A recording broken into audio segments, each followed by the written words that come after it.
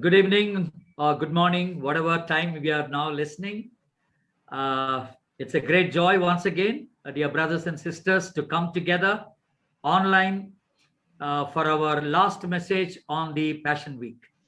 आप सबों को सलाम। ये बहुत ही आनंद की बात है कि फिर से एक बार हमारे ये पुनरुत्थान दिन के इस आखिरी संदेश के लिए हम सब लोग यहाँ पर एकत्र होने पाए हैं ऑनलाइन माध्यम से।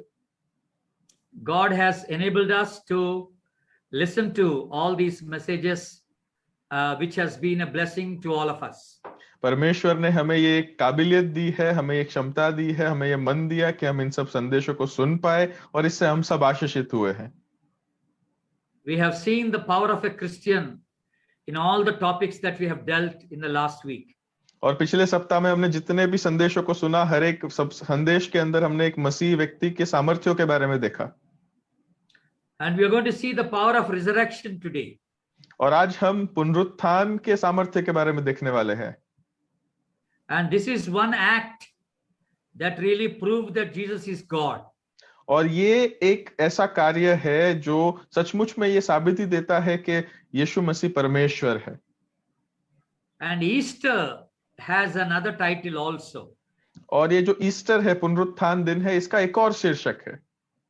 The title is The Day Death Died. और वो शीर्षक है वो दिन जब मृत्यु मर गई। Yeah, the Lord Jesus has overcome the death. और And he Yeshu has Masih taken हमारे victory प्रभु over death. यीशु मसीह हमारे प्रभु जो है वो मृत्यु पर विजय प्राप्त किया है। So the death no more can scare a person today. तो आज के दिन में मृत्यु किसी व्यक्ति को डरा नहीं सकती है। And we are going to look at some of those things today as we look at the resurrection of the Lord Jesus. और आज हम ऐसे ही कुछ बातों को देखने वाले हैं जब हम यीशु मसीह के पुनरुत्थान के ऊपर नजर करेंगे।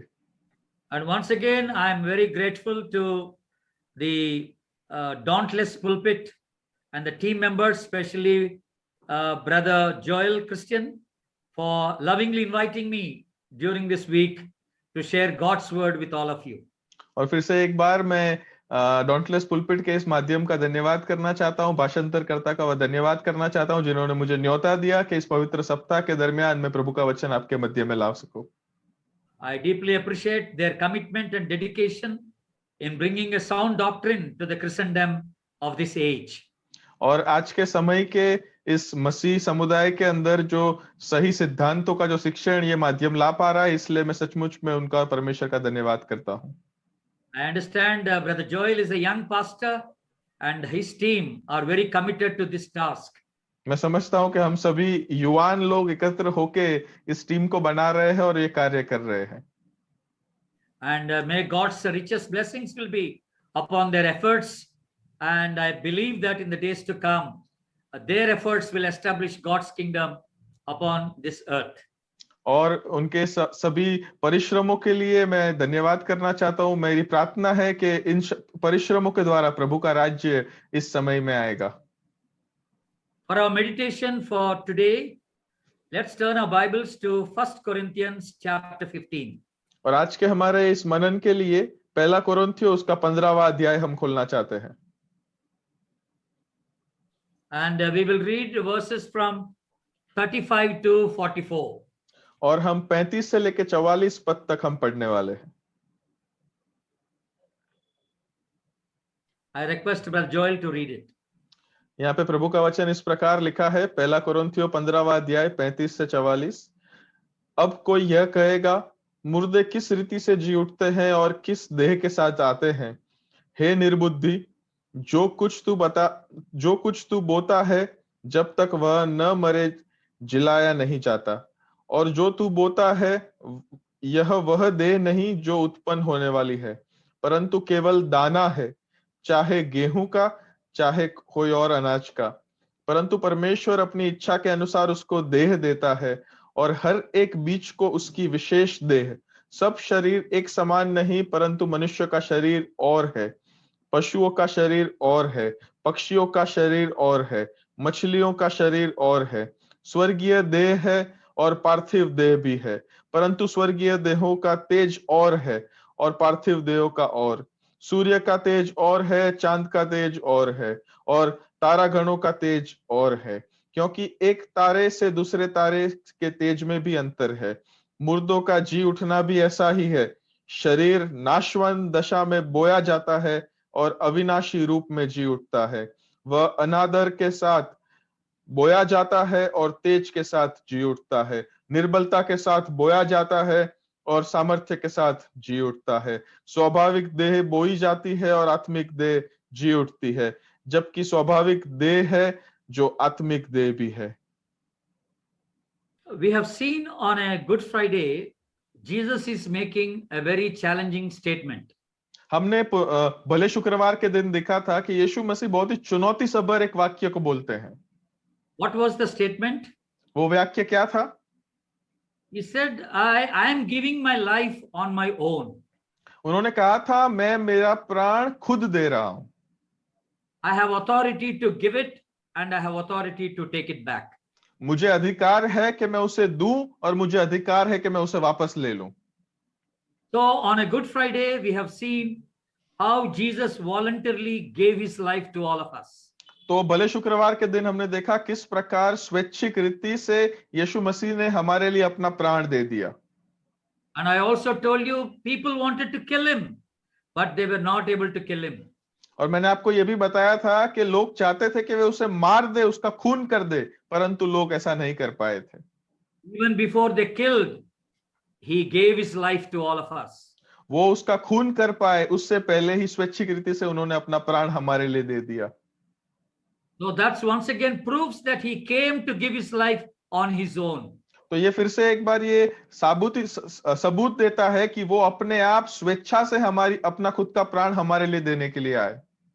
And we have seen on that day how people were amazed to see that he has given his life so early.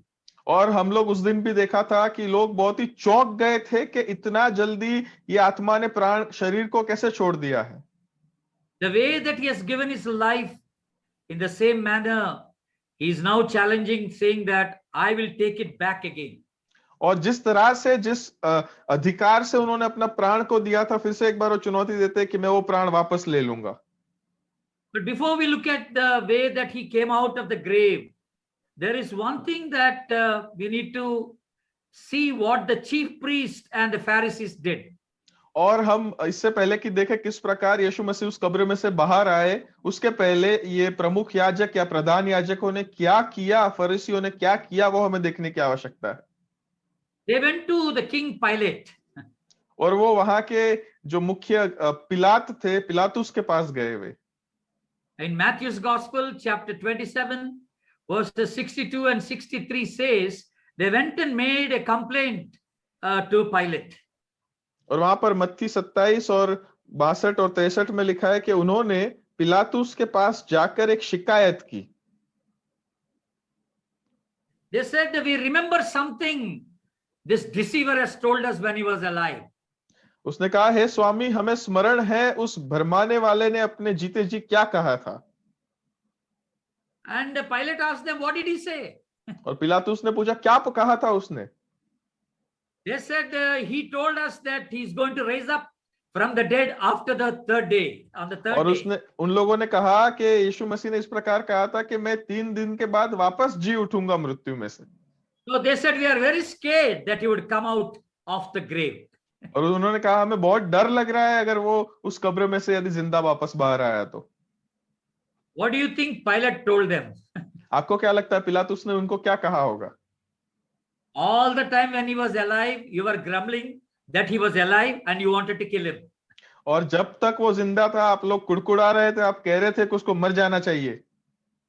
Now that he is already dead, now you are worried that he is going to come out again of the grave. अब जब वो मर गया है, अभी भी आप डर रहे हो कि वो जिंदा होकर वापस कब्र से बाहर आ जाएगा। Pilate must have said, what can I do if a dead man comes out of the grave? पिलातुस ने कहा, मैं क्या कर सकता हूं अगर कोई मरा हुआ व्यक्ति कब्र से बाहर आ जाए तो? Can anybody stop a dead man coming out of the grave? क्या कोई भी किसी मृतक व्यक्ति को कब्र से बाहर आते हुए रोक सकता है? But before we think about that, the one thing that I'm really impressed here is the enemies believed that Jesus would rise on the third day, but the disciples could not believe that. परंतु एक बात आगे बढ़ने से पहले जो मुझे बहुत ही अच्छी लगी वो ये थी कि दुश्मनों को इस बात पर विश्वास था कि 3 दिन के बाद वो वापस जी उठेगा, परंतु चेलों को नहीं था। But the disciples were totally disappointed. And they went and they sat in a room and worried about how they need to live their lives without the Lord Jesus. और वो जो चेले थे वो तो बहुत ही निराश हो गए। एक खोली में जाके वो लोग विचार करने लगे कि प्रभु के बिना अपने जीवन को कैसे जिएंगे वे अब। Just because we don't believe about the resurrection, don't think that Jesus will not come out of the grave. क्योंकि हम अगर पुनरुत्थान पर विश्वास नहीं करते हैं तो इसका मतलब आप ये मत मान लेना कि यीशु मसीह कब्र से बाहर नहीं आएंगे। Whether disciples believed or not, whether the people of those days believed or not, because Jesus said, I will give my life and I will take it back. He is going to take it back. और चेले विश्वास करे या ना करे, उस समय के लोग विश्वास करे ना करे, यीशु मसीह ने कहा था कि मैं अपना प्राण दूंगा और उसे लेने का भी अधिकार है और वो लेंगे ही अपने प्राण को वापस। So the Pilate said, what shall I do now? Tell us. अभी पिलातुस ने कहा, मैं अब क्या करूं, मुझे बताओ। And the chief priest suggested that they should seal the tomb and put some guards around the tomb there. और वहां पर फिर उन लोगों ने, प्रधान याजकों ने उनको कहा कि फिर तू उस कब्र पर पहरा देने के लिए रखवाले को वहां पर खड़ा कर दू। And Pilate said, okay, go and seal the tomb and put some guards. और फिर वहां पर पिलातुस ने कहा, ठीक है, जाके वो कब्र बंद कर दो, सील कर दो उसे और उसके ऊपर रखवाले रखो। And why did they ask Pilate to seal the tomb and put the guards? और वहां पर उन लोगों ने पिलातुस को ऐसी विनती क्यों की कि तू उस पत्थर को, उस कब्र को बंद कर दे और फिर वहां पर तू रखवालों को रख वहां पर। They thought the disciples would come and take the body and hide the body somewhere and they will proclaim to the world that Jesus is risen. उन्होंने ऐसा सोचा कि चेले आएंगे और चेले आकर उस शरीर को, शव को चुरा कर फिर उनको दूसरी कहीं जगह पर रखेंगे और पूरी दुनिया में कहेंगे कि वो फिर से जी उठा। But they never knew that disciples did not believe about the resurrection. पर उन लोगों को तो नहीं पता था कि चेलों को तो पुनरुत्थान पर विश्वास ही नहीं था। But on the Sunday morning, as Jesus has promised, he rose again from the dead. परंतु उस रविवार की सुबह जिस तरह से यीशु मसीह ने वचन दिया था, उसी तरह से वे मृत्यु में से फिर से जीवित हुए। Nobody could stop him from coming out of the dead. उस मृत्यु में से बाहर आने के लिए उनको कोई रोक नहीं पाया। The stone was rolled away from the tomb. वो कब्र पर का पत्थर जो था वो हटा लिया गया था। And all the guards fell off the ground. और वहां पर जितने भी रखवाले थे सब जमीन पर गिर गए थे। Jesus rose again from the dead as he has promised. और जिस तरह से यीशु मसीह ने वचन दिया था उसी तरह से वे मृत्यु में से फिर से जीवन में आए थे। He is indeed an eternal God and a living God. और सचमुच में अनंतकालिक और जीवित परमेश्वर है। Tell me one person, the so-called gods today in the world, who died on their own and who rose again on their own. मुझे एक बात आप बताओ, वो एक ऐसा प्रभु बता दो, ऐसा भगवान बता दो जो आज के समय में घूमते हैं कि जो अपने आप अपनी स्वेच्छा से मरे और अपनी स्वेच्छा से वे फिर से जीवन में आए। It is only the Lord Jesus who did that in the entire world. और पूरे दुनिया में ये केवल और केवल एकमात्र यीशु मसीह ने ही किया है। Because Jesus has rose again from the dead, all those who believe in him will rise again from the dead. और क्योंकि यीशु मसीह जो है वे मृत्यु में से पुनरुत्थित हुए हैं, जो लोग उस पर विश्वास करते हैं वे भी मृत्यु में से पुनरुत्थित होंगे। Death will not stop any believer. जो मृत्यु है वो किसी विश्वासी को कभी रोक नहीं सकती है। I would like you to turn to the book of Colossians chapter 1. मैं चाहता हूं आप कलोसियों की पत्री उसके पहले अध्याय को खोलें। And I would want you to look at verse 18. मैं चाहता हूं 18वां पद देखें, कुलुसी 1 और 18। And he is the head of the body, the church. He is the beginning, the firstborn from the dead, that in everything he might be preeminent. और वहां पर लिखा है कि वही देह अर्थात कलीसिया का सिर है, वही आदि और मरे हुओं में से जी उठने वाला पहलौटा है कि सब बातों में वही प्रधान ठहरे। What are you seeing in this text basically? और इस शास्त्र पाठ में आप दरअसल में क्या देख पा रहे हैं? Paul is talking about the resurrection of the Lord Jesus. यहाँ पर पौलुस जो है यीशु मसीह के पुनरुत्थान के बारे में बात कर रहा है, But how is he terming this resurrection? परंतु किस शब्दों में इसको लिखने का प्रयत्न कर रहा है? He says that Jesus is the firstborn from among the dead. उसने कहा कि मरने में से उठने वालों में वो सबसे पहला है, पहलौठा है। This is a very interesting word, using firstborn. और ये जो पहलौठा शब्द का उपयोग करता है वो बहुत ही रसप्रद है। Paul is saying that coming out of the grave is like giving a birth to a child. और पौलुस कह रहा है उस कब्र में से बाहर आना मतलब जैसे कि एक पुत्र को या फिर एक संतान को जन्म देने के बराबर है। This when I look at this particular thing, it gives me a great encouragement and comfort as a और जब believer. मैं इस बात को देखता हूं तब मुझे बहुत ही प्रेरणा मिलती है, मुझे बहुत ही आराम मिलता है। And forgive me for using this crude example now. अभी जो मैं उदाहरण का उपयोग करने वाला उसके लिए आप मुझे क्षमा कीजिए। Whenever you see a woman giving a birth to a child, जब भी आप किसी महिला को किसी संतान को जन्म देते हुए देखे, in a normal delivery, कोई साधारण जब डिलीवरी हो, when the child is born, you see first the head comes out of the womb. अब जब साधारण डिलीवरी हो तो आप देखते हैं कि सबसे पहले सर बाहर आता है And after that, the body comes out of the womb. और उसके बाद शरीर बाहर आता है। So who is the head of the church? तो यहाँ पर कलीसिया का सिर कौन है? It is the Lord Jesus. ये तो प्रभु परमेश्वर यीशु मसीह है। And who is the body of Christ? और फिर उनके शरीर कौन है? It is the church. We, all of us, all the believers. ये तो कलीसिया है, हम सब, हर एक विश्वासी। So what is Paul saying here? तो यहाँ पर पौलुस क्या कह रहा है इसका मतलब? He is the firstborn from among the dead. वो मरने में से उठने वालों में पहलौठा है। That means the head has already come out of the grave. इसका मतलब है वो सर जो है वो कब्र में से बाहर निकला है। So what will come next out of the grave? इसके बाद अभी कब्र में से कौन निकलेगा? It is the body that has to come out of the grave. अब तो शरीर है, देह है जिसको अभी कब्र में से बाहर निकलना है। Once the head comes out, the body has to come out of the grave. एक बार सिर बाहर निकलता है उसके बाद देह उसके पीछे पीछे निकलती है। Jesus has taken the victory over the death and he was resurrected from the dead. यीशु मसीह ने मृत्यु पे से विजय पाकर वे मृत्यु में से पुनरुत्थित हुए हैं। And that's the reason why the believers also will be resurrected from the dead. और यही कारण है कि हर एक विश्वासी भी मृत्यु में से पुनरुत्थित होंगे।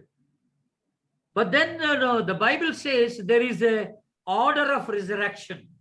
परंतु बाइबल में लिखा है कि पुनरुत्थान का भी एक प्रक्रिया है, एक रीति से पुनरुत्थान होता है। Look at the 1 Corinthians chapter 15. मैं चाहता हूं पहला कुरिन्थियों 15वें अध्याय को देखें। Verse 20 says, verse 20, वहां पर 20वां पद इस प्रकार कहता है, Christ has been raised from the dead, the first fruits of those who have fallen asleep. परंतु सचमुच मसीह मुर्दों में से जी उठा है और जो सो गए हैं उनमें पहला फल हुआ। And then 23rd verse says, और 23वें पद में उसके बाद लिखा है, each in his own order, Christ the first fruits, then at his coming those who belong to Christ. परंतु हर एक अपनी अपनी बारी से, पहला फल मसीह, फिर मसीह के आने पर उसके लोग। So what is the word of God saying here? तो मतलब परमेश्वर का वचन यहाँ पर क्या कह रहा है हमें? The resurrection takes place in different installments. ये जो पुनरुत्थान जो है वो अलग अलग किश्तों में होता है। The first fruit is the Lord Jesus himself. सबसे पहला फल जो है पुनरुत्थान का वो प्रभु यीशु मसीह खुद है। After that, each of us will take in our own order, we will be resurrected from the dead. और उसके बाद हम लोग हर एक व्यक्ति अलग अलग किश्तों में हम भी मृत्यु में से पुनरुत्थित होंगे। So what is the order of resurrection? तो यहाँ पर ये जो पुनरुत्थान है ये कौन सी क्रिया से, कौन सी रीति से होने वाला है? We have already seen the first person that has come out of the grave is the Lord Jesus Christ. हमने देखा कि सबसे पहला व्यक्ति जो पुनरुत्थान वो कब्र में से बाहर आया वो यीशु मसीह खुद है। And which is the second group that comes out of the grave? फिर उसके बाद दूसरा कौन सा जूत है जो कब्र में से बाहर निकलता है? Matthew's Gospel, chapter 27 मत्ती रचित सुसमाचार उसका 27वां अध्याय and verse 52. और उसका 52वां पद। The tombs also were opened, and many bodies of the saints who had fallen asleep were raised. और कब्रें खुल गई और सोए हुए पवित्र लोगों की बहुत शव जी उठी। Here it says that after Christ has been risen, the tombs were opened and other saints were raised. यहाँ पर लिखा है कि जब यीशु मसीह का पुनरुत्थान हुआ, उनकी कब्रें जब खुल गई, उसके बाद अन्य कब्रें खुली और पवित्र लोग शव में से जी उठे। Who are these saints, the bodies of the saints here? और यहाँ पर ये जो पवित्र लोगों का शव है, ये कौन है? These are the saints in the Old Testament. और ये तो पुराने नियम के संत है। You can see Abraham, Noah, Joshua, whoever you name it in the Old Testament, all those saints will be raised from the dead after Jesus has risen. और यीशु मसीह के पुनरुत्थान के बाद आप कह सकते हो इब्राहिम, नूह या फिर याकूब, जितने भी आप नाम लो, इन सबों का पुनरुत्थान हुआ है। So the second group of people that will be raised from the dead would be the Old Testament saints. और जो दूसरा जुट है जिनका यीशु मसीह के बाद पुनरुत्थान होने वाला है, वे पुराने नियम के संत है। And then come to the First Thessalonians chapter 4 फिर उसके बाद पहला थेसलोनिकी उसका 4वां अध्याय आप खोले and verse 16. और 16वां पद। Verse 16 says, "For the Lord himself will descend from heaven with a cry of command, with the voice of an archangel, and with the sound of the trumpet of God, and the dead in Christ will rise first." वहां पे लिखा है कि क्योंकि प्रभु आप ही स्वर्ग से उतरेगा, उस समय ललकार और प्रधान दूत का शब्द सुनाई देगा और परमेश्वर की तुरही फूंकी जाएगी और जो मसीह में मरे हैं वे पहले जी उठेंगे। Here the Bible says the dead in Christ will rise. यहाँ पे बाइबल में लिखा है कि जो मसीह में मरे हैं वे जी उठेंगे। Who are these dead in Christ? अब ये मसीह में मरे हुए कौन है? These are the New Testament saints. और ये तो नए नियम के संत है। All those who have died after the Lord Jesus Christ, they will rise up again now. और जो लोग यीशु मसीह के बाद मरे हैं वो अभी यहाँ पर जिएंगे। This is the third group that raises from the dead.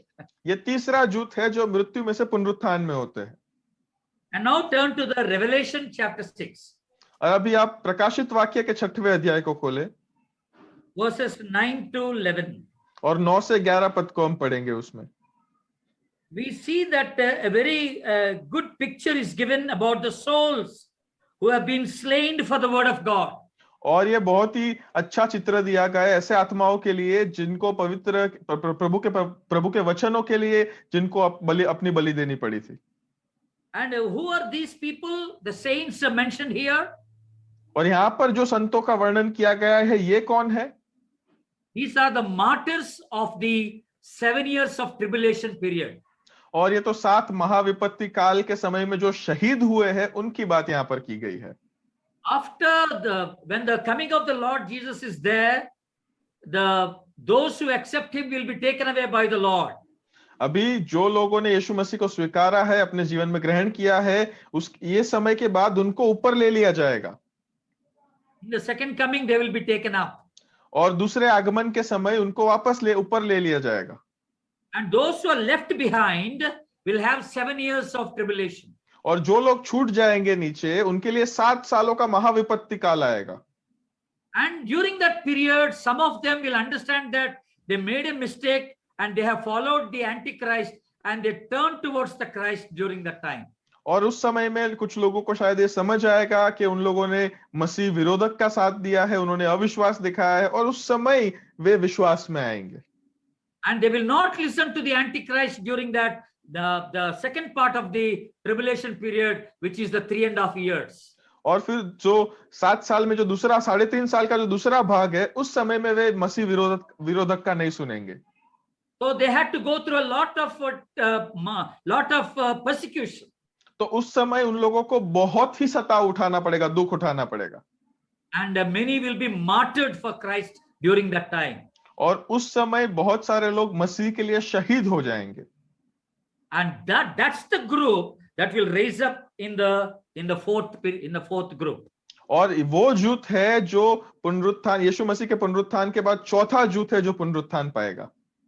And when you look at the Revelation chapter 7 और अब जब आप प्रकाशित वाक्य के 7वें अध्याय को देखते हैं and verses 13 and 14, और 13वें और 14वें पद को आप जब देखते हैं, we see another group of people coming out of the grave. और यहाँ पर हमें एक और जूथ दिखता है जो कब्र से बाहर निकलता है। These are the left out believers in the tribulation period. और ये तो उस महाविपत्ति काल के जो छूटे हुए जो विश्वासी है उनकी बात है। So this is the fifth group that comes out of the grave. तो ये पांचवा जूथ जो है, ये पांचवा जूथ है जो कब्र में से बाहर आता है। And then Revelation chapter 20 और फिर उसके बाद प्रकाशित वाक्य उसका 20वां अध्याय and verse 5 says, और उसका 5वां पद कहता है, this is what the word of says, the rest of the dead did not come to life until the 1,000 years were ended. जब तक ये 1000 वर्ष पूरे न हुए तब तक शेष मरे हुए जी न उठे। So this is about all unbelievers. और ये जो आखिरी बात है ये सारे अविश्वासी लोगों के लिए। So we are talking about the order of resurrection. तो यहाँ पर हम किस प्रकार पुनरुत्थान होने वाला है, किस रीति से होने वाला है, उसके बारे में हम देख रहे हैं। That the first fruit is Christ alone. हमने देखा पहला फल जो है वो मसीह है। And the second one is the Old Testament saints. दूसरा जो है वो पुराने नियम के संत है। And next the New Testament saints will rise. उसके बाद तीसरे जो है वो नए नियम के संत जी उठेंगे। And then we also saw the martyrs of the 7 years period.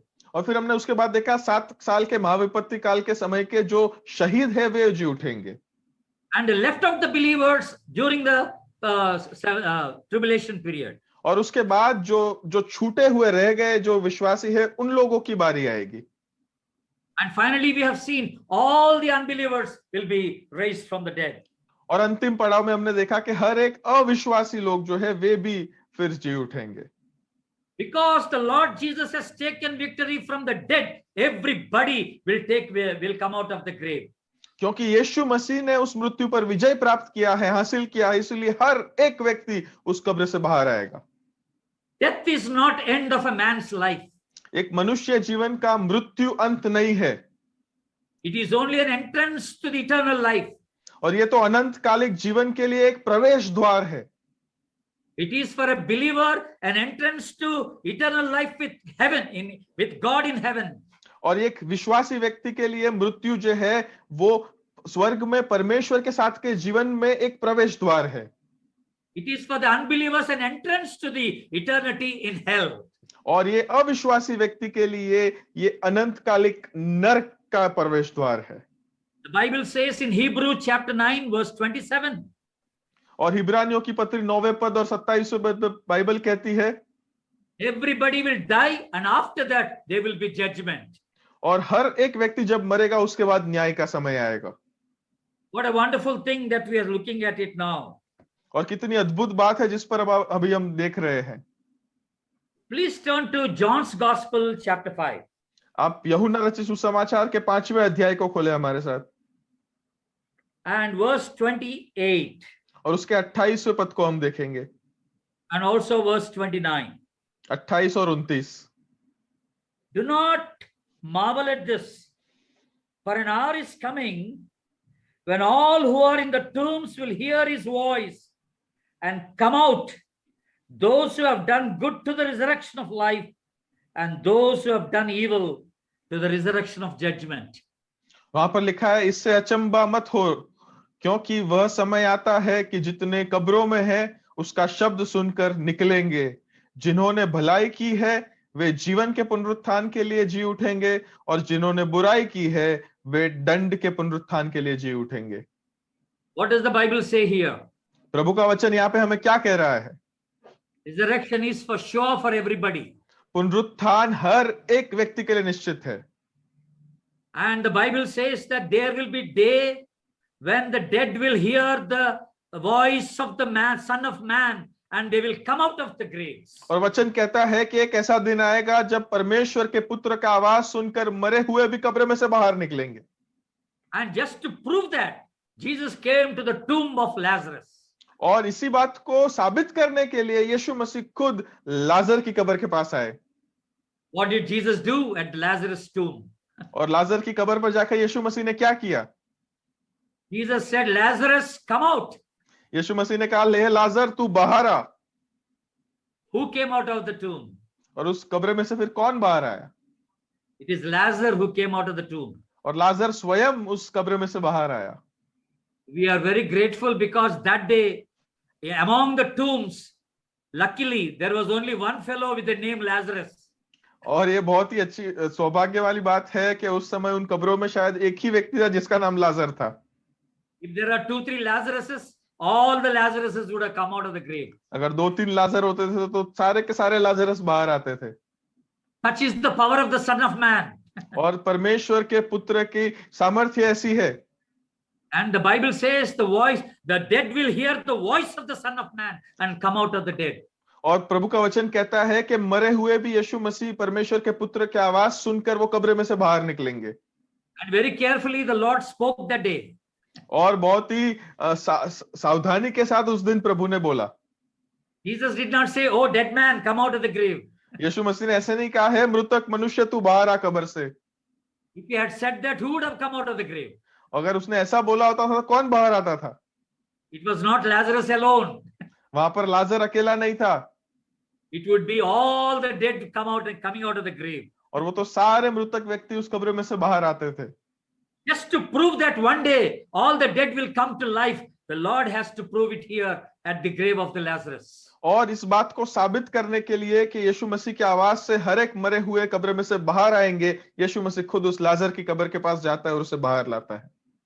Before we look into other aspects, I'm going to give some of the truths about the dead people. और आगे बढ़ने से पहले दूसरे पहलुओं को देखने के पहले मैं मृतक व्यक्तियों के बारे में कुछ सत्य बातें आपको बताना चाहता हूं। I'm going to pose certain questions and then I'm going to answer those questions to you. मैं कुछ प्रश्न आपके सामने रखने वाला हूं, फिर उन प्रश्नों का हम उत्तर देखेंगे आपके साथ। The very first question is, how will our bodies be in resurrection? सबसे पहला प्रश्न ये है कि पुनरुत्थान के समय में उसके बाद हमारे शरीर कैसे होंगे।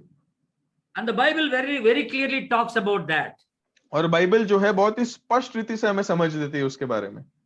Return to the book of Philippians chapter 3. आप फिलिपियों की पत्री उसके 3 अध्याय को खोले। Verse 20 says, और वहां की 20वीं पद कहती है, but our citizenship is in heaven, and from it we await a savior, the Lord Jesus Christ, who will transform our lowly bodies to be like his glorious body by the power that enables him even to subject all things to himself. पर हमारा स्वदेश स्वर्ग में है और हम एक उद्धारकर्ता प्रभु यीशु मसीह के वहां से आने की प्रतीक्षा करते हैं। वह सब अपनी शक्ति के उस प्रभाव के अनुसार जिसके द्वारा वह सब वस्तुओं को अपने वश में कर सकता है, हमारी दीनहीन देह का रूप बदलकर अपनी महिमा की देह के अनुकूल बना देगा। What is he talking about the bodies here? और यहाँ पर यह देह के बारे में क्या बात कर रहा है? He talks about the body of humiliation, a lowly body. और यहाँ तो ये दीन देह के बारे में बात कर रहा है। What does it mean, a body of humiliation? और यहाँ पर ये दीन देह का मतलब क्या है? You know, however I dress up today, even if I put on my suit and dress up so elegant, यदि मैं आज के समय में कितने भी अच्छे सूट बूट पहनकर मैं अच्छे से अच्छे वस्त्र क्यों ना पहनूं, I will definitely sweat with this body. और परंतु इस शरीर के साथ मुझे पसीना होगा। And this body will have pain. और इस शरीर को दर्द होगा। And this body will have sickness. और इस शरीर को बीमारियां होगी। And this body will have death one day. और इस शरीर को अंततः एक दिन मृत्यु आएगी। And that's why we call it is a body of humiliation. और इसीलिए हम इस देह को दीनहीन देह कहते हैं। So what is God doing with this body in resurrection? और यहाँ पर परमेश्वर पुनरुत्थान के दिन इस शरीर के साथ क्या करते हैं अब? He's transforming this body into the body of glory. और यहाँ पर यीशु परमेश्वर जो है इस शरीर को वे परिवर्तित करके महिमामंद शरीर में वे परिवर्तित करते हैं। We are going to have a glorious body in eternity. और अनंत काल में तो हमारे पास महिमावंत शरीर होने वाले हैं। This body will not be there. ये शरीर अब नहीं होने वाला है। So the glorious body will have no pain. और वहां पर उस महिमावंत शरीर को कोई दर्द नहीं होगा। And the glorious body will have no sickness. और उस महिमावंत शरीर को कोई बीमारियां नहीं होगी। And the glorious body will have no death at all. और उस महिमावंत शरीर को कोई मृत्यु नहीं होने वाला है। So if a believer dies with a cancer here on earth, तो इसका मतलब एक विश्वासी अगर कैंसर जैसी एक बीमारी के साथ इस पृथ्वी पर मरता है, he will not have a cancerous body in heaven. और स्वर्ग में उसकी कैंसर वाला शरीर उसका नहीं होने वाला है। If a believer dies with a rheumatoid arthritis on this earth, और अगर कोई विश्वासी व्यक्ति रोमेटाइटिस आर्थराइटिस के साथ अगर इस शरीर पे मरता है पृथ्वी पर, he will not have an arthritic body in heaven. उस स्वर्ग में उसका शरीर वैसे आर्थराइटिस वाला नहीं होने वाला है।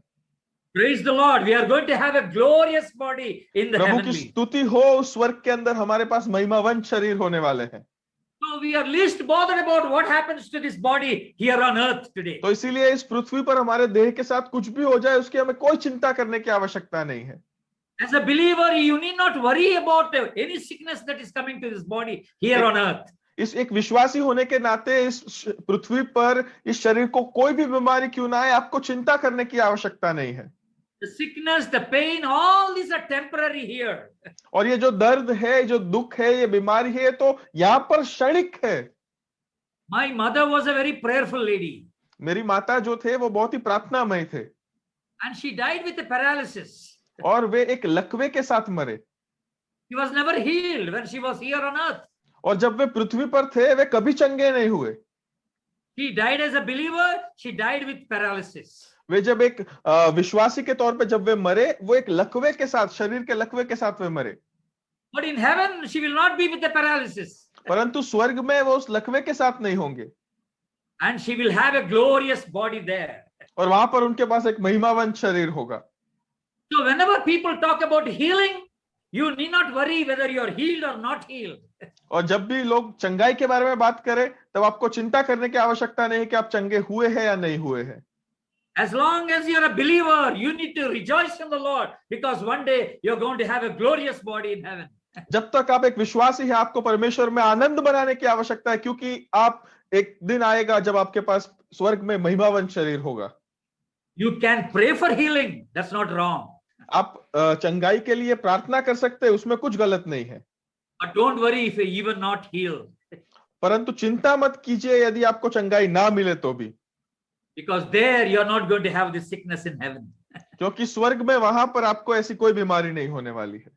And what is my next question? मेरा अगला प्रश्न क्या है? In resurrection, do we have any relationship with the people? पुनरुत्थान में क्या हमारे अन्य लोगों के साथ कोई संबंध, रिश्ता होता है?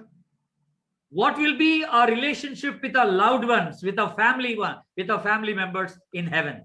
और स्वर्ग में हमारे परिवारजनों के साथ, हमारे प्रियजनों के साथ हमारा रिश्ता क्या होने वाला है? I told you my mother died and went to heaven.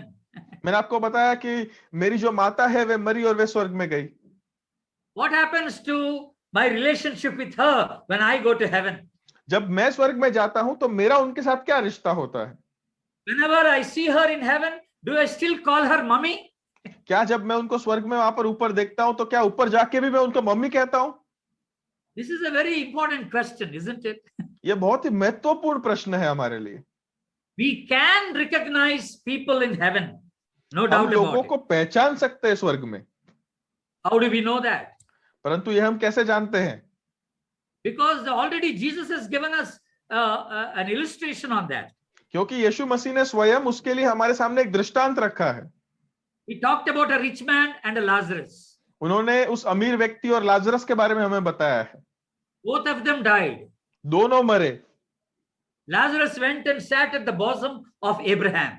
और लाजरस जो था वो वहां पर इब्राहिम की गोद में जाके बैठा। And the rich man was in hell. और वहां पर वो अमीर व्यक्ति था, वो तो नरक में था। And what did this rich man do? और उस अमीर व्यक्ति ने क्या किया फिर? He lifted up his head and saw Abraham there. और उसने अपने सर ऊपर करके उसने वहां पर इब्राहिम को देखा, And he saw Lazarus sitting at the bosom of Abraham. और उसने लाजरस को देखा जो इब्राहिम की गोद में बैठा था, And he mentioned both the names, Abraham. He called out Abraham. और उसने दोनों नामों का वर्णन किया, अपने मुख से उसने उच्चारा, उसने बोला Ibrahim, And he also talked about Lazarus. और उसने लाजरस के बारे में भी बात की। So what do we understand by that? तो इससे हम क्या समझ पाते हैं? People can recognize in eternity, और अनंत काल में लोग एक दूसरे को पहचान सकते हैं, but you cannot have any relationship there. परंतु वहां पर कोई रिश्ते नहीं होने वाले हैं। Why? ऐसा क्यों? Once, the disciples came and asked a question to Jesus. एक बार चेलों ने आके यीशु मसीह को एक प्रश्न पूछा था। They said there was a lady who married to a man. उन्होंने कहा कि एक स्त्री थी जिसने एक पुरुष के साथ शादी की थी। After some time, the man died. कुछ समय के बाद वो पुरुष मर गया, And she married a next person, second और one. उसके बाद उस स्त्री ने दूसरी शादी की। After a few days, the second person died. कुछ दिनों के बाद वो दूसरा पुरुष भी मर गया, And she married a third one. और फिर उस स्त्री ने तीसरी शादी की, And that man also died. और वो भी मर गया। Like that, she married 7 people. और उसी तरह से उसने 7 अलग अलग पुरुषों के साथ शादी की, And she died, and the 7th person also died. और फिर वो भी मर गई और 7वां पुरुष भी मर गया। And the question is, they asked Jesus, for whom she will be a wife in heaven out of all these 7. और फिर उन्होंने फिर ये प्रश्न यीशु मसीह से कहा कि स्वर्ग में इन 7 पुरुषों में से किसकी पत्नी ये स्त्री होगी? Look at Matthew's Gospel, chapter 22. मत्ती रचित सुसमाचार उसके 22वें अध्याय को आप देखें, Verse 30. और उसका 30वां पद। For in the resurrection, they neither marry nor are given in marriage, but are like angels in heaven. क्योंकि जी उठने पर विवाह शादी न होगी, परंतु वे स्वर्ग में दूतों के समान होंगे। Why was Jesus mentioning about the marriage here in heaven? और यहाँ पर स्वर्ग में यीशु मसीह विवाह शादी की बात क्यों कर रहे हैं? This talks about the relationships. ये यहाँ पर रिश्तों की बात कर रही है, Relationships within the family. और परिवारों के मध्य में जो रिश्ते हैं वो। Jesus very clearly says there will be no relationships in heaven. और यीशु मसीह स्पष्ट कहते हैं कि स्वर्ग में कोई रिश्ते नहीं होने वाले हैं, But they will be all like angels in heaven. परंतु वो सब तो स्वर्ग में दूतों के समान हो जाएंगे। So this is what we need to remember. In resurrection, there is no relationships. Everybody will be like angels in the presence of God. तो ये हमें याद रखने की आवश्यकता है कि पुनरुत्थान में कोई रिश्ते नहीं है, सब परमेश्वर की उपस्थिति में दूतों के समान होंगे। And what is the third question? और तीसरा प्रश्न क्या है? Can a dead person pray on our behalf? क्या कोई मरा हुआ व्यक्ति हमारे बदले हमारे लिए प्रार्थना कर सकता है? In my hometown, my church was next to my home. मेरे गांव में मेरे कलीसिया जो थी वो मेरे घर के बाजू में ही थी। When my mother passed away, जब मेरी माता का देहांत हुआ, every Sunday after that, people used to come and visit us to comfort us. और हर एक इतवार उसके बाद हर एक रविवार लोग आते थे हमें आराम दिलाने के लिए, दिलासा देने के लिए। And some people would come and talk to me saying that, brother, you're very lucky. Now that your mummy is in heaven, she can pray for all of you. और वो लोग, कुछ लोग आके मुझे ऐसे कहते थे कि भाई तू बहुत ही भाग्यवान है कि अब जब तेरी मम्मी जो है वो स्वर्ग में है, वो तुम सबके लिए, हम सबके लिए अब वो प्रार्थना कर सकती है। And I would immediately tell them she can never pray for me. और मैं उनको तुरंत कहता था कि वो मेरे लिए कभी प्रार्थना नहीं कर सकती। Listen to this very carefully. ये इस बात को बहुत ही ध्यान से सुनिए। No dead person can pray for the living person on earth. कोई भी मृतक व्यक्ति किसी भी जीवित व्यक्ति जो पृथ्वी पर है उसके लिए प्रार्थना नहीं कर सकता। However godly the dead man is. कितना भी परमेश्वर का भय रखने वाला वो मरा हुआ व्यक्ति क्यों ना हो। Even Billy Graham cannot pray for us. बिल्ली ग्रैहम भी हमारे लिए प्रार्थना नहीं कर सकते। What does the word of God say? प्रभु का वचन क्या कहता है? In 1 Timothy chapter 2, पहला तीमुथियुस उसके दूसरा अध्याय and verse 5. और 5वां पद। There is only one God, and there is only one mediator between God and man, the man Jesus Christ. और क्योंकि परमेश्वर एक ही है और परमेश्वर और मनुष्य के बीच में एक ही बिचवाई, एक ही मध्यस्थ है, अर्थात मसीह यीशु जो मनुष्य है। There is only one mediator between God and man. मनुष्य और परमेश्वर के बीच में केवल एक ही मध्यस्थ है, No saint can come in between even. और बीच में कोई संत नहीं आ सकता है। No dead man can come on our behalf and pray to the Lord. कोई मृतक व्यक्ति हमारी जगह, हमारी मध्यस्थी परमेश्वर को नहीं कर सकता है। In the Old Testament days, we need to go through God to God through the priest. पुराने नियम के समय में, वो काल के अंदर परमेश्वर के पास जाने के लिए आपको याजकों की आवश्यकता थी। But now that is been removed. The system has been removed. परंतु वो पूरी जो क्रियाकांड था वो सब कुछ निकाल दिया गया है अब। How was it removed? और वो किस तरह से निकाला गया? When Jesus died, the curtain in the temple torn into two parts. जब यीशु मसीह ने अपना प्राण दिया, उस समय मंदिर में जो पर्दा था वो दो भागों में फट गया। What does that curtain reveal to us today? अभी वो जो पर्दा है वो हमें हमारे सामने क्या प्रकट करता है? What is inside the curtain is the most holy place. उस पर्दे के उस बाजू जो है वो पवित्र में से पवित्र जगह है।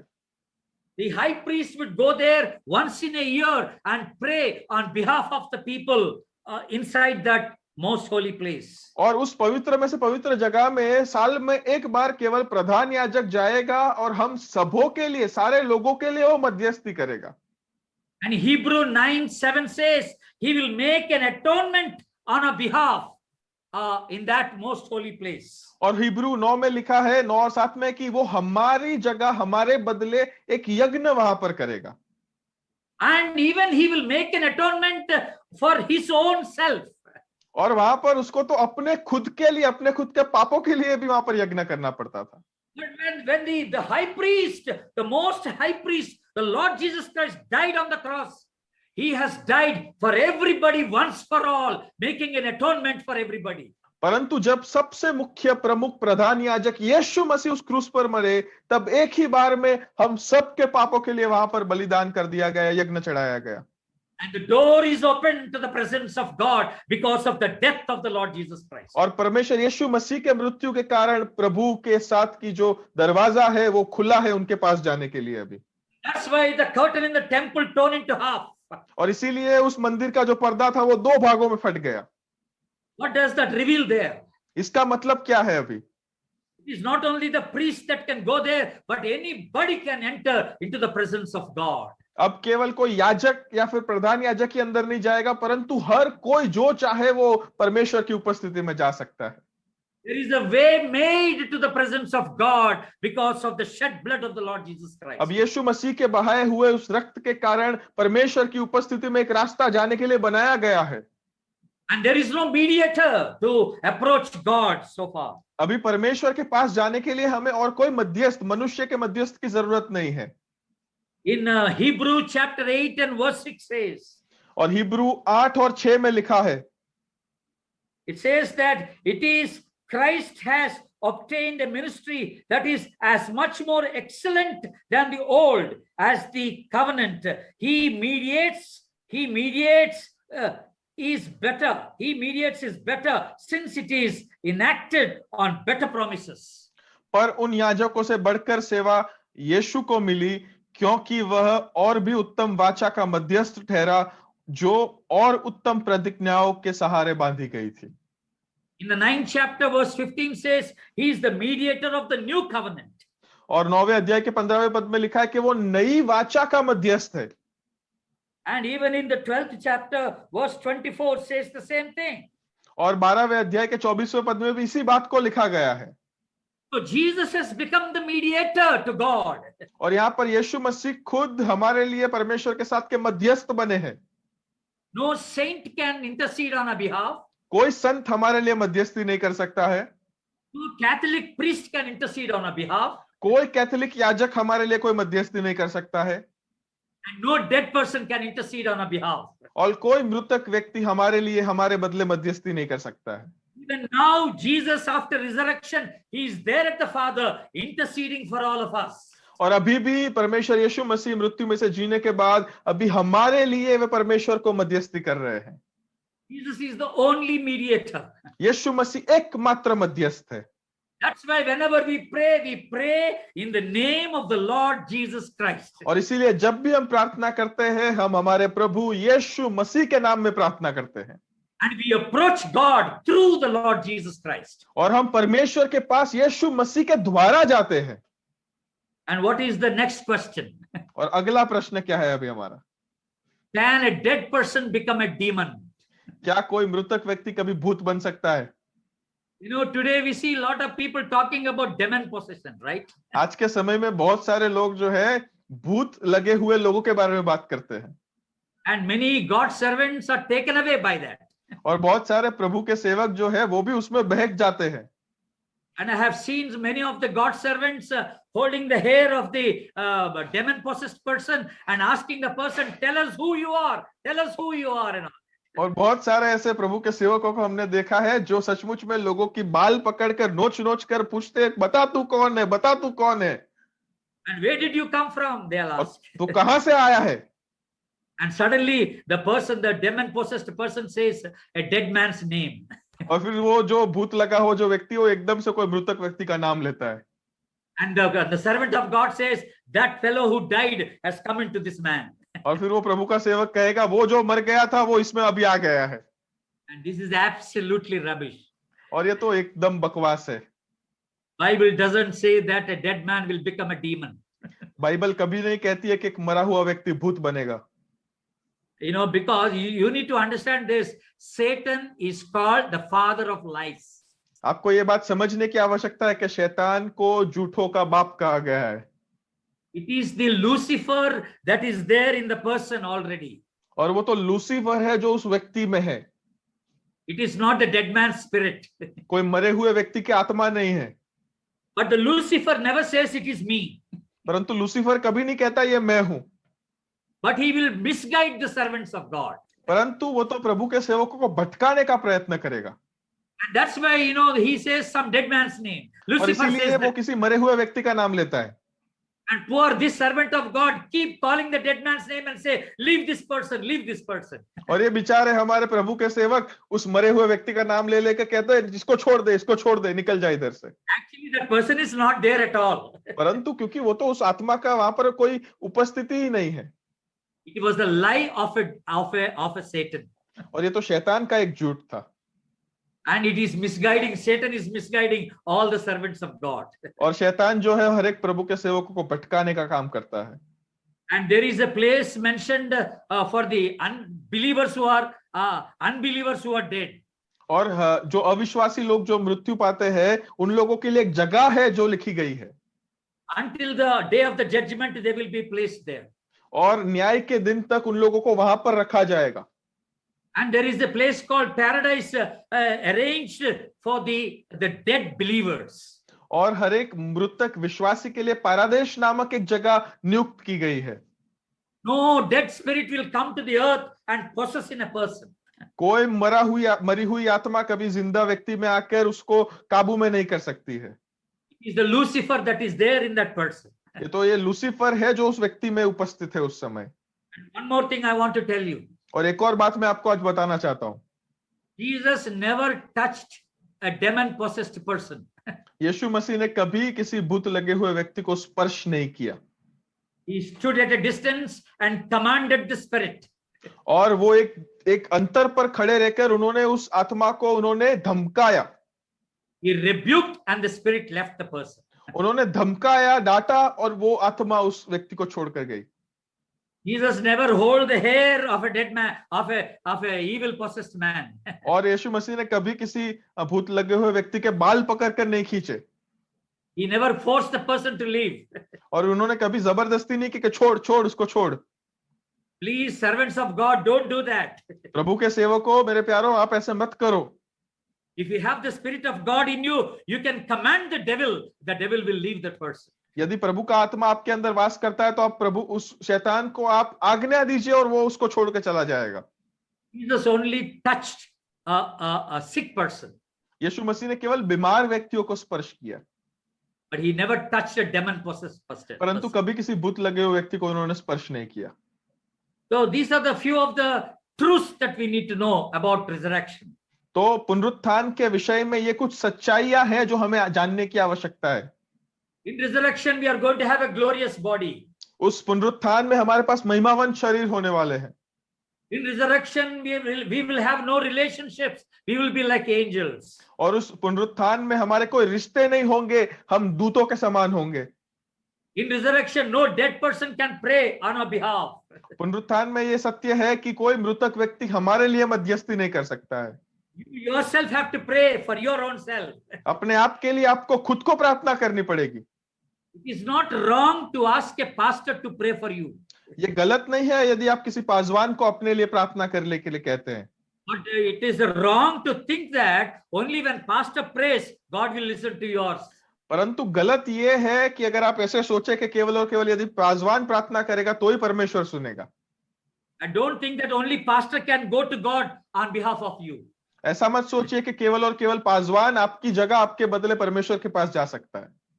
Taking the prayer support of others is not wrong. दूसरों की प्रार्थना का सहारा लेना ये गलत नहीं है। You yourself can enter into the presence of God boldly. आप खुद भी स्पष्ट रीति से परमेश्वर की उपस्थिति में प्रवेश कर सकते हैं। And finally, no dead man will become a demon. और आखिरी बात, कोई मृतक व्यक्ति कभी कोई भूत नहीं बनता है। The person who is an unbeliever who dies will go into eternal hell. और जो व्यक्ति है, जो अविश्वासी है, जो मरता है, वो अनंतकालिक नरक में जाएगा। And the person who is a believer and dies, he will go into eternal heaven. और जो व्यक्ति है, जो मरता है, जो विश्वासी है, वो अनंतकालिक स्वर्ग में जाएगा। So the state of yours at the time of the death will reveal your state in eternity. तो इसका मतलब है जिस परिस्थिति में, जिस अवस्था में आप मरते हैं, वो आपकी मंजिल तय करेगी अनंत काल में। The only question that I want to ask you today is, एकमात्र प्रश्न जो मैं आपको आज पूछना चाहता हूं, do you want to die as a believer or as an unbeliever? क्या आप एक विश्वासी की तरह मरना चाहते हैं क्या, या फिर आप एक अविश्वासी की तरह मरना चाहते हैं? If you die as a believer, you will be with the Lord. यदि आप एक विश्वासी की तरह मरते हैं तो आप प्रभु के साथ होंगे।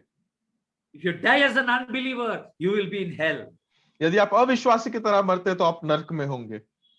Don't think after death you can get the salvation. ऐसे आप मत सोचिए कि उसी दिन आपको उद्धार मिल जाएगा। I already told you about the story of a rich man and a Lazarus. मैंने आपको अभी उस अमीर व्यक्ति और लाजरस की कहानी के बारे में बताया। Lazarus said, can I have a drop of water from the rich man said, can I have a drop of water from Lazarus' finger? और वहां पर उस अमीर व्यक्ति ने नरक से कहा कि क्या उसके उंगली डुबाया हुआ एक पानी का बूंद मैं पी सकता हूं? What did Abraham say? Abraham ने फिर वहां पर क्या कहा? Nothing changes here. यहाँ पर कुछ बदलता नहीं है। You cannot come here, we cannot go there. तुम यहाँ पर नहीं आ सकते, हम वहां पर नहीं आ सकते। There is a big gap between both of us. दोनों के बीच में बहुत ज्यादा अंतर है। Nothing changes here. कुछ यहाँ पर बदलता नहीं है। You cannot save your life here. यहाँ पर तुम अपने आप को बचा नहीं सकते। You cannot be saved, you cannot be forgiven in eternity. और अनंतकालिक नरक में आप बचे नहीं जा सकते और आपको पापों की क्षमा नहीं मिल सकती। Any repentance, any forgiveness, any salvation has to be done while you are alive on this earth. कोई भी पछतावा, कोई भी प्रायश्चित या फिर कोई भी उद्धार जो है वो तभी प्राप्त कर सकते हैं जब आप इस पृथ्वी पर जीवित हैं।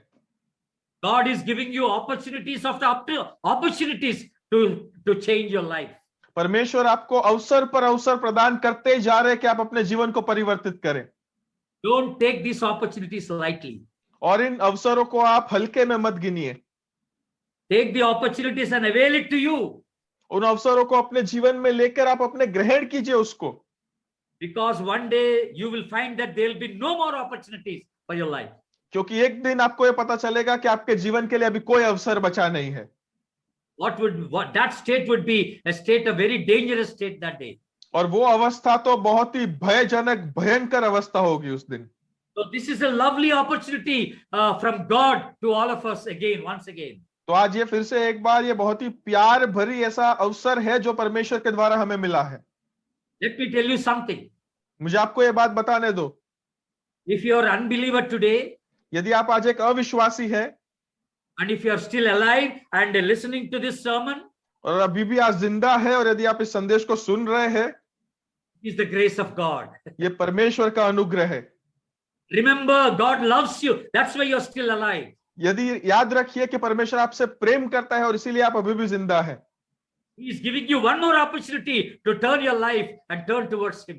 वो आपको एक और अवसर दे रहा है, अपने जीवन को परिवर्तित कीजिए और यीशु मसीह के तरफ आप वहां पर वापस मुड़िए। Give your life to God. This is a wonderful opportunity. अपने जीवन को आप परमेश्वर को दीजिए, ये बहुत ही सुनहरा अवसर है। So what should we do now? अभी हमें क्या करना चाहिए? In 2 Corinthians chapter 5, दूसरा कोरिन्थियों उसके 5वां अध्याय in verse 8 says, उसका 8वां पद कहता है, we are of good courage. We would rather be away from the body and at home with the Lord. So whether we are at home or away, we make it our aim to please Him. 8 and 9. so 2 Corinthians 8 and 9, no? Second, 5th chapter, 8 and 9. 5th chapter 8 and 9. 2 Corinthians, 5th chapter, 8 and 9. इसीलिए हम ढाढ़स बांधते रहते हैं और देह से अलग होकर प्रभु के साथ रहना और भी उत्तम समझते हैं।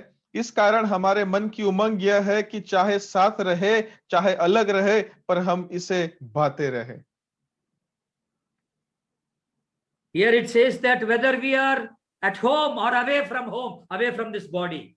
और यहाँ पर ये कह रहा है कि चाहे हम घर पर रहे, हम शरीर में रहे या शरीर से दूर रहे, There is only one aim for all of us.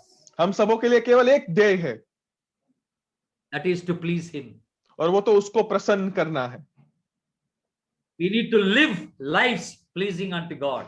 हमें ऐसे जीवनों को जीना है जिससे हम परमेश्वर को भाते रहे। We do not know when our turn comes for a call to heaven.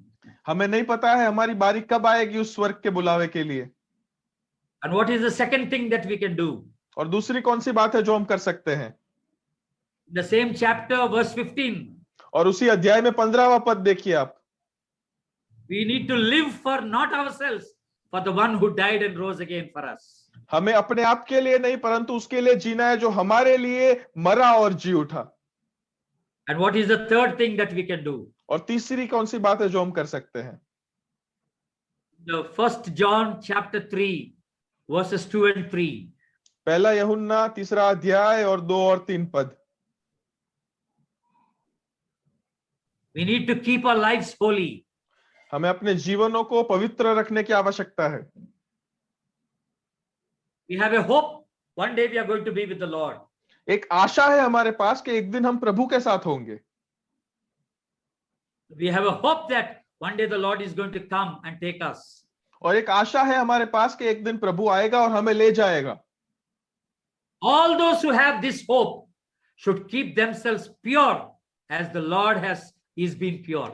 और जिन जिन लोगों के पास ये आशा है उन्हें अपने आप को उस तरह से पवित्र रखने की आवश्यकता है जिस तरह परमेश्वर खुद पवित्र है। And finally, what should we do? और आखिर हमें क्या करना चाहिए? We should prepare others for the Lord's coming. हमें दूसरों को भी परमेश्वर के आगमन के लिए तैयारी करनी चाहिए, उनको तैयार रखना चाहिए। We will be with Him forever and forever. और हम हमेशा हमेशा के लिए उनके साथ होंगे। What a great day that would be. कितना महान दिन होगा वो। We should long to be with the Lord Jesus Christ. और हमें तो ये मनोकामना दिल में रखनी चाहिए कि हम उनके साथ कब रहे। Today is the day death was died. और आज वो दिन है जब मृत्यु मर गई थी। I no longer fear death, because if I die in the Lord, I will take resurrection and be with the Lord forever. और अब मुझे मृत्यु से डरना ही नहीं है, मैं नहीं डरता हूं क्योंकि जब मैं यीशु मसीह में एक विश्वासी के तौर पर मरता हूं तब एक अनंतकालिक जीवन मेरे लिए है। May God help all of us to live for Him and to die for Him. परमेश्वर हम सबों को आशीष दे कि हम उनके लिए जिए और उनके लिए मरे। God bless you. परमेश्वर आप सबों को आशीष दे। Let's pray.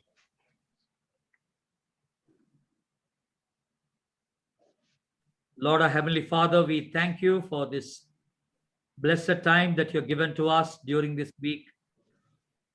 All this Passion Week, you've been talking to us.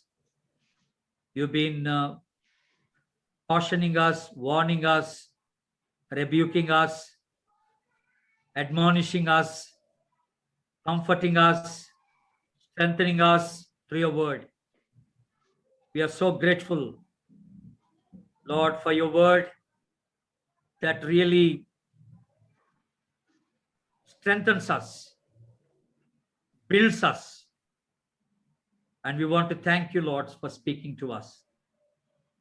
And today especially, we want to thank you for revealing the secrets of resurrection, the power of resurrection, and all that happens after resurrection.